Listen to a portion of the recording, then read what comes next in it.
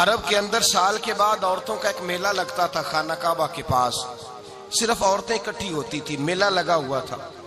ایک تورات جاننے والا یہودی عالم بھی آیا ہوا تھا، وہ بیویوں کے مجمع پہ نظر ڈال کے کہنے لگا، بیویوں مرد کا کام تو کوئی نہیں عورتوں کے مجمع میں بات کرنا، لیکن میں تمہیں ایک پیغام دینے لگا ہوں، اللہ کے آخری رسول جو مکے میں پیدا ہونے والے ہیں ان کے آنے کا وقت قریب آ گیا ہے، وہ بیوی بڑی خوش نصیب ہوگی جنہیں ان کی رفاقت ملے گی۔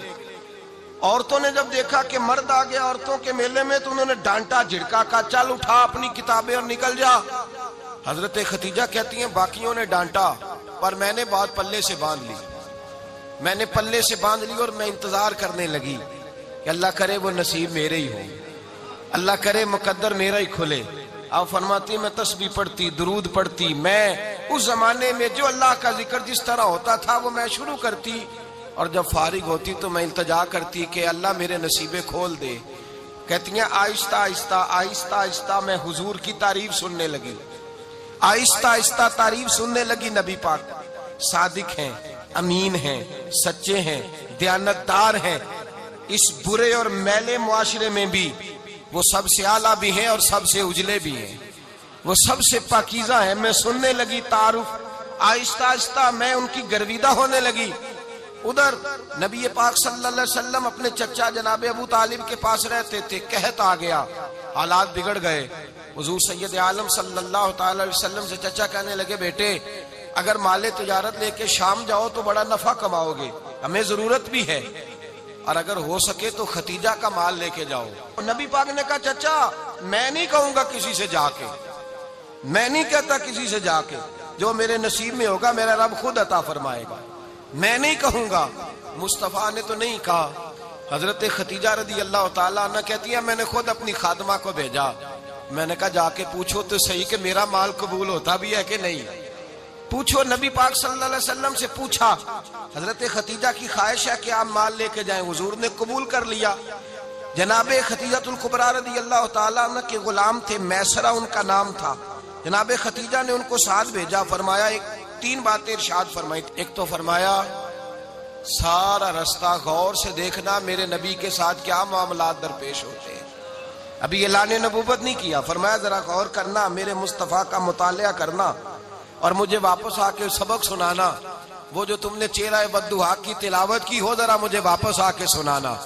جنہاں نے دل بر جانی ڈٹھا ہو اکھیاں ہی تک لیاں، تو ملے ہوں تے ساجن ملیا ہوں ناساں لگ پئیاں، ذرا جا کے نا تلاوت کرنا اور مجھے دکھ۔ اور دوسرا فرمایا تم میرے غلام ہو تو مصطفیٰ کے بھی غلام بن کے رہنا، میں سنتی ہوں کہ کردار کے، افکار کے، نظریات کے، عظمت کے بلند و بالا، وہ جیسے کہیں ویسے کرنا۔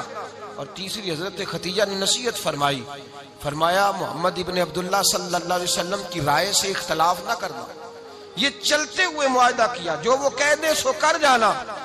غلام کہتے ہیں میں ساتھ گیا، باتیں میں نے سن لی، لیکن جب سفر شروع ہوا نا ابھی چند منزلیں طے ہوئی تھی، میں نے کہا خدیجہ آپ نے کیا نصیحت کرنی تھی، ان کے ساتھ جو رہے گا وہ ان کا غلام ہی بن جائے گا، ان کے ساتھ جو رہے گا تو اجے میرا محبوب نہیں ڈٹھا جن ویک کے چن شرماوے، جے رکھے ہاتھ پھلاں وچ ہاتھ نال پھلا رل جاوے، تے ادھی راتی چن چڑھ جاندے جدوں جلوہ فرماوے۔ فرمایا جو بھی ساتھ رہتا غلام ہو جاتا۔ میسرہ کہتے میں گیا، تجارت شروع ہوئی، کہتے ہیں نبی پاک صلی اللہ علیہ وسلم جب منڈی میں پہنچے تو لوگ قسمیں اٹھا اٹھا کے مال بیچ رہے تھے۔ اللہ کے محبوب جب گئے نا تجارت کرنے تو ایک آدمی کہنے لگا چلو معاذ اللہ بتوں کے نام تھے لات و منات، کہنے لگا لات کی، عزا کی، منات کی قسم اٹھاؤ، تو نبی پاک فرمانے لگے ان کی قسم اٹھاؤں جن کا میں نام لینا بھی پسند نہیں کرتا، ابھی اعلان نبوت نہیں کیا۔ اور فرمایا ویسے بھی میں قسم دے کے مال نہیں بیچتا، خریدنا ہے تو خریدو، نہیں خریدنا تو نہ خریدو۔ کہتے ہیں لوگ قسمیں اٹھا اٹھا کے پیچھے جاتے تھے، پر میرے نبی جس سے رخ پھیرتے تھے وہ نبی پاک کے پیچھے ہو جاتا تھا۔ ماتے کئی گنا زیادہ نفع کمایا۔ ہم رستے میں تھے، حضور ایک درخت کے نیچے آرام کرنے لگے، ایک عیسائی راہب غار میں بیٹھا تھا، نکل کے آ گیا، مجھ سے کہنے لگا مجھے وہ جانتا تھا، میں سرا یہ کس کو ساتھ لائے، یہ کون ہے؟ میں نے کہا اہل قریش کے ایک معزز آدمی ہے۔ کہنے لگے یار جس درخت کے نیچے یہ لیٹے ہوئے ہیں یہاں عام آدمی نہیں لیٹ سکتا، یہاں وہی لیٹے گا جو اللہ کا سچا رسول ہوگا۔ یہاں دوسرا کو لیٹ ہی نہیں سکا. یہ رسول ہے, ان کا خیال رکھنا. کاش میں اس وقت تک زندہ رہوں جب یہ نبوت کا اعلان کریں. میسرہ کہتے ہیں میں غلام ہو گیا, نبی پاک صلی اللہ علیہ وسلم کی ادائیں مجھے بھانے لگیں. جب واپسی پہ نکلے تو گرمی بڑی شدید تھی. فرماتے ہیں جب دھوپ تیز ہوتی تو بادل کا سایہ آ کے حضور پہ سایہ کر دیتا. بادل کا ٹکڑا نبی پاک پہ. اللہ جانے کہاں بیٹھ کے لوگوں نے کتابیں پڑھی ہیں جو کہتے ہیں 40 سال کے بعد نبی بنے تھے. پتہ نہیں کہاں بیٹھ کے کتابیں پڑھی ہیں. ہم نے تو جو سیرت پڑھی ہے وہ بتاتی ہے کہ تیری حیات پاک کا ہر لمحہ پیغمبر لگے, ہر لمحہ پیغمبر لگے. یہاں تو وہ لوگ جو کئی سال پہلے 20 اور 25 سال پہلے حضور سید عالم صلی اللہ علیہ وسلم کی رفاقت میں رہے, وہ اعلان کر لوگ پتہ نہیں کہاں بیٹھ کے کتابیں پڑھتے ہیں, کہاں بیٹھ کے. میرے نبی پاک سے صحابہ نے پوچھا حضور آپ کب نبی تھے؟ فرمایا ابھی آدم کی مٹی گوندی جا رہی تھی, ابھی آدم کی مٹی گوندی جا رہی تھی, میں تب بھی اللہ کا رسول تھا. میرے بھائی نبی رحمت سید عالم صلی اللہ علیہ وسلم کے غلام حضرت ختیجہ کے غلام کہتے واپس آیا, اور پہلے بھی کئی دفعہ حضرت ختیجہ کا مال گیا تھا, بڑے نفع آئے تھے, پر جو نفع اس سال آیا وہ پہلے کبھی نہیں آیا تھا.